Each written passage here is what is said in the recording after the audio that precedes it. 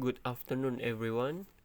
Let me introduce myself. My name is Muhammad Rafli.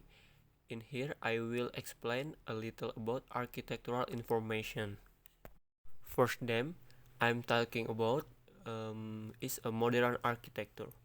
Modern architecture is characterized by several key principles that distinguish it from earlier architectural style. Here are some of if defining a characteristic. First them is a simplicity and functionality. Modern architecture is emphasizes clean, line, simplicity, and functionality. Buildings are designed with a focus on purpose and efficiency, often using geometric shapes and avoiding unnecessary ornamentation. Second times is a use of modern material. Unlike traditionality, architecture that relied heavily on natural material like stone and wood. Modern architecture embraces technological advance and new materials such as glass, steel, and concrete. These materials allow for innovative design and construction technique. Next, open floor plans. Modern architecture often features open floor plans that created fluid space and encourage interaction. Room and interconnected, and there is a seamless flow between different areas of the building. And four, integration with surroundings. In modern architecture, strive to integrate their design harmoniously with a surrounding environment. This may include consideration of landscape, climate, and urban context to create buildings that complement their surroundings. 5. Emphasis on light and space. Natural light plays a significant role in modern architecture. Large window, skylight, and innovative lighting solutions are used to maximize daylight and create brightly our interiors, and manipulation of space through volume and proportion is also hallmark of modern architecture. And 6. A minimalism. Minimalism modern architecture often embrace minimalist principles, focusing on essential elements and eliminating excess decoration. This minimalist approach extends to both the exterior and interior design of buildings. And number 7 is innovation and experimentation. Modern architects are known for their innovation and willingness to experiment with new ideas and technologies. This spirit of experimentation has led to groundbreaking design that push the boundaries of what is possible in architecture. And in modern architecture overall reflect a break from traditional styles and a commitment to innovation, function, and the exploration of new material and design principle. Second times, I want to talk about colonial architecture. Colonial architecture refers to the architectural styles that developed during the colonial period, when a European nation stabilized colonial in various parts of the world. Here are some characteristics of the colonial architecture. First, subtheme blend of local and European influences. Colonial architecture typically blend elements of the architectural of the colonizing country, such as Spain, Portugal, Britain, France, etc. With local building, traditional and material, this fusion creates unique architectural style that varies depending on the region and cultural interaction. Subtheme second, use a local material. Colonial buildings often use a local material such as timber, adobe, stone, or brick, depending on what was readily available in the colony location. This material well adapted to suit local climate condition and construction techniques. Subtemporary is symmetry and order. Many colonial buildings exhibit a symmetrical design and sense of order in their layout.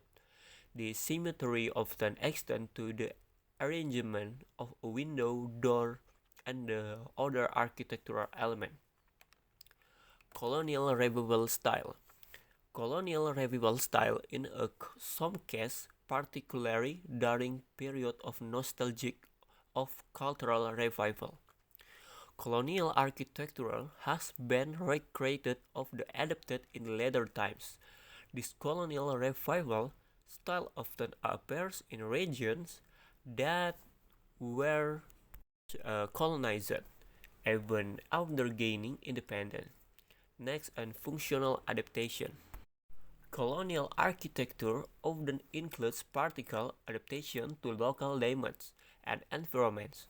For instance, buildings in tropical colonies might have a features like wide verandas, high ceilings, and larger windows.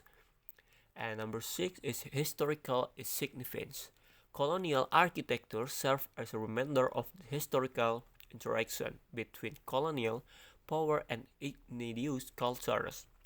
It reflects the social, economic, and political dynamic of the colonial period and subsequent development.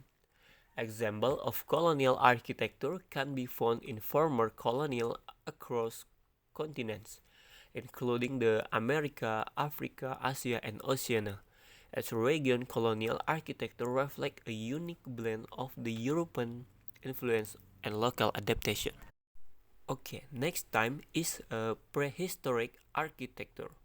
Refers to the architectural style and construction created by early human societies before written records were kept. These Asian architectural forms provide insight into the development of human civilization and cultural. Here are some key aspects of prehistoric architecture. Okay, step first subtheme is a material and techniques. Prehistoric architecture primarily utilized locally available natural materials such as stone, wood, mud, thatch, and animal bones. These materials were shaped and assembled using simple tools and techniques available during that time. Next, shelter and dwellings early human constructed. Early human constructed shelter and dwellings primarily for protection from the element and wild animal. The structure is a varied, widely depending on the geographical location and environmental condition of the region. Examples include cave, rock shelter, pit, house, and huts made from branch. And next subtheme is monumental structure. Some prehistoric societies built monumental structure that served ceremonial, religion, or communal purpose. These included megalithic structures such as Stonehenge in England, dolmens in Europe, menhir in standing stones, and ancient temple of burial mounds found in various parts of the world. Cultural and symbolic significance. Prehistoric architecture often had deep cultural and symbolic meanings reflecting belief, ritual, and social structure of early human societies. The structures were often constructed with meticulous planning and communal effort, indicating complex social organization. Next is evolution and adaptation. Prehistoric architecture evolved over time as early human adapted to changed environment. Next is evolution and adaptation of technological and technologies advances and a cultural development. For example, the transition from nomadic. And number six is architect expression. Prehistoric architecture also encompassed artistic expression, talk mode art, cave paintings, and decorative elements. Form of structure, this artistic expression provide value insight into the aesthetic and worldview of the ancient societies. Next subtheme is a surviving example. Many prehistoric architecture remains have survived to the present day, providing archaeologists and historians with crucial evidence to study early human behavior, societal structure, and technological capability. Overall, prehistoric architecture represents the foundational stage of human architectural development, characterized by innovation, adaptation to natural environmental, and the expression of the cultural identities and belief through build structure. Maybe that's all I can say, and thank you. See you.